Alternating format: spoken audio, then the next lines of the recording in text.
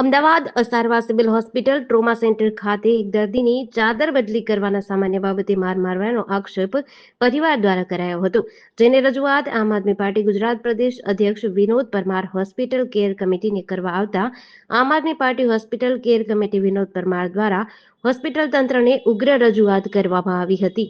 નમસ્કાર, હું Vinod Parmar, Gujarat state president hospital care committee આમ આદમી પાર્ટી। ગઈકાલે રાત્રે એક સિવિલ હોસ્પિટલમાં એક બનાવ બન્યો।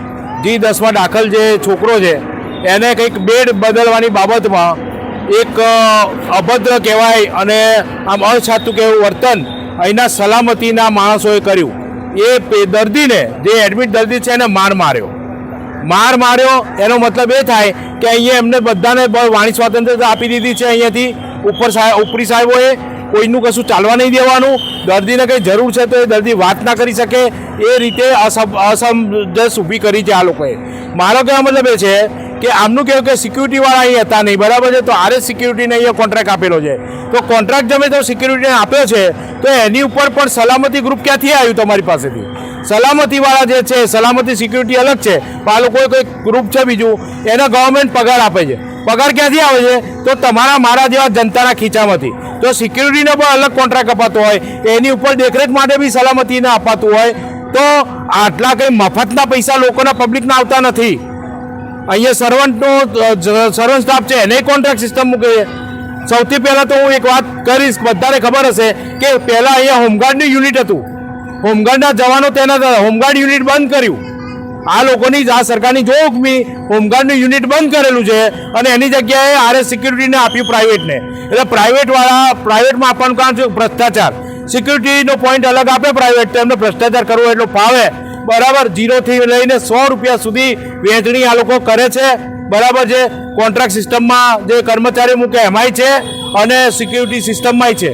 હવે આ બેન જે છે એમના દીકરાને, આ બેન જે મનીષાબેન પટેલ નિકોલથી અહીંયા એડમિટ થયેલો છે છોકરો, બરાબર, એને ગઈકાલે રાત્રે અહીંના સલામતીના કોઈ બી અધિકારીએ મેડિસિટીના માણસો અહીંયા શું કરે છે?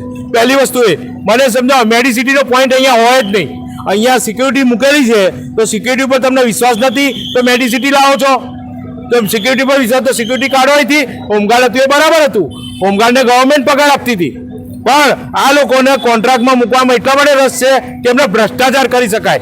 પૈસા તમારા મારા ખીચાના જાય છે, જનતાએ સમજવાની અને જાગવાની જરૂર છે। આપણા ટેક્સના પૈસાથી હોસ્પિટલો ચાલે છે, બધું આપણા પૈસાથી ચાલે છે। જાહેર જીવનનું જે બી ચાલતું હોય, કોઈના તાઇફા આવે, આ લોકો પગારો અમુક ટાઈમે સમયસર નથી ચૂકવતા, બસ એમના તાઇફા કરવા હોય જે સરકારના એ કરે છે બિંદાસ। અહીંયા દર્દીઓને તકલીફ હોય। અમારી પેશન્ટને કેર માટે અમે હોસ્પિટલ કમિટી છે, અમારી આમ Aadmi party hospital care committee. કંઈ બી આવો પ્રોબ્લેમ હોય તો અમે તરત ત્યાં પહોંચી જઈએ છીએ।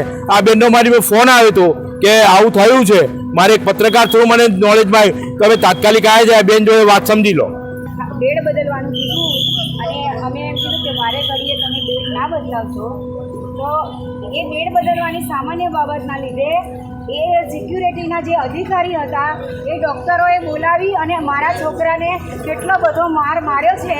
અને હું વિડીયો ઉતારતી હતી તો મારો ફોન છીનવી લીધો અને મને ધક્કો મારી દીધો અને મારા છોકરાને ફોન લીધો કે વિડીયો ઉતારા, તો એ બી એને છીનવી અને તો વધારે મારા છોકરાને મારવા મળ્યા। અને એ સિક્યુરિટીએ એટલો બધો માર માર્યો છે મારા એ પેશન્ટને કે છે ને।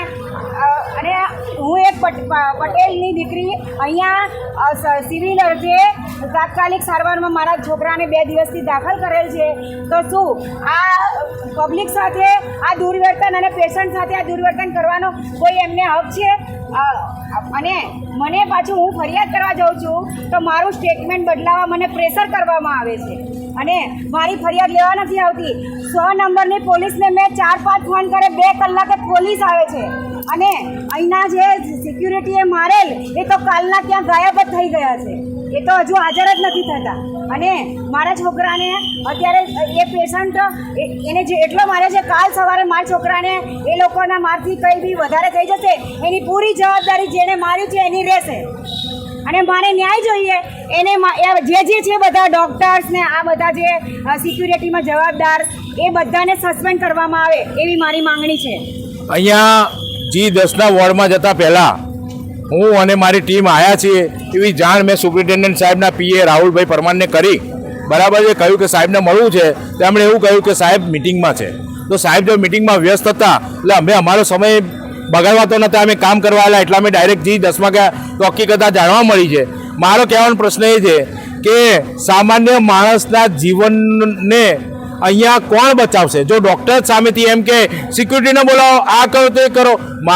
મારું કહેવું એક જ છે, એક જ વિનંતી છે આ ડૉક્ટરોને અને દરેક સ્ટાફને કે આ જે અહીંયા જે એડમિટ છે પેશન્ટો, દર્દી કંઈ શોખથી આવતા નથી, એમની તકલીફના કારણે દાખલ થતા હોય છે અને એના સગા બી કંઈ પિકનિક પ્લેસ નથી. આ હોસ્પિટલ કોઈ પણ હોસ્પિટલ પિકનિક પ્લેસ નથી. બરાબર. અને એ ડૉક્ટરો કે એ સ્ટાફને મારે એક જ કહેવું છે કે તમારા ઘરમાં જે પગાર આવે છે ને, જે તમારા ઘરમાં રોટલો આવે છે ને, આ જે પબ્લિક છે ને એના જનતાના ટેક્સના પૈસા આવે છે. સરકાર કોઈ ખીચાના પૈસા કોઈ આપતી નથી, સરકારી ટેક્સના પૈસાથી તમને મળતું હોય છે. એટલે મહેરબાની કરો, આ બેન આગળ કાર્યવાહી કરશે અને જેટલા પણ લોકો છે આમાં ઇન્વોલ્વ એ બધાને તાત્કાલિક ધોરણે સસ્પેન્ડ કરવાના છે એવી મારી માગણી છે. હું જોશી સાહેબને બી અપીલ કરું છું અને જરૂર પડશે તો આરોગ્ય મંત્રી સાહેબને પણ હું લેખિતમાં જાણ કરીશ. આભાર. DDC ન્યૂઝ સાથે ભાવિન ભાવસાર, અમદાવાદ.